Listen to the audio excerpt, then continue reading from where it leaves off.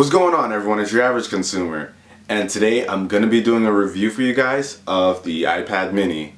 So let's not waste any time. Let's get right into it.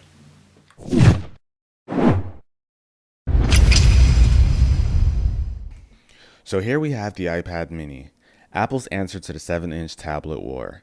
Although this tablet is slightly bigger than 7 inches, coming in at 7.9 inches, but it still holds true to that small form factor that all the others have.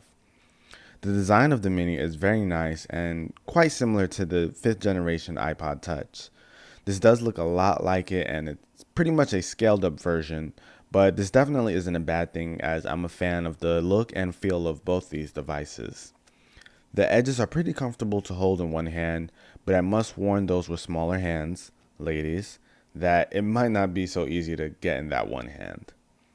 The Mini features a 5 megapixel rear camera as well as a FaceTime HD front facing camera. I am a bit disappointed that the rear camera doesn't come with a built-in flash, especially since the iPod Touch was able to come with one.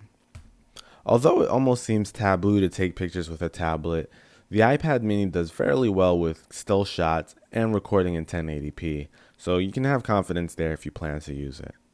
One of the greatest aspects of having the mini instead of the regular iPad is of course its portability. The smaller size means it's easier to travel with and simply take with you around the house. It's perfectly sized for taking to bed and reading or watching a movie at night.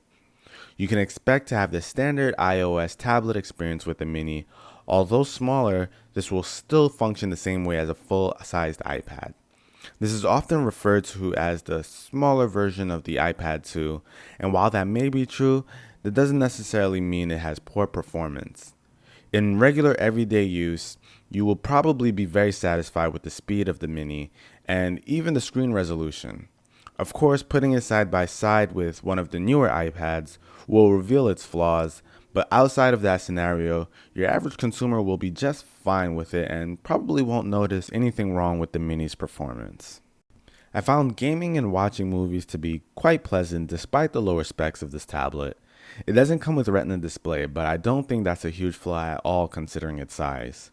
But if it's something that really matters to you, I'm sure Apple will be able to implement this in the next version of the mini next year.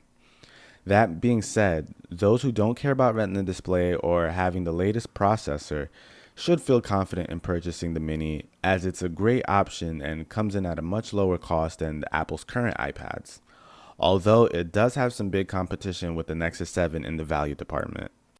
Overall, I would recommend this as a first tablet or even an option over the bigger ones due to the form factor alone.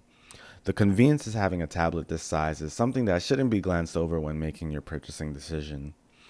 And that about wraps up my review for the iPad mini. I hope you guys enjoyed it, and if you did, please feel free to rate, comment, and subscribe. And definitely subscribe if you want to see more videos like this. Thanks for watching, guys. This is your average consumer. Until the next video, peace.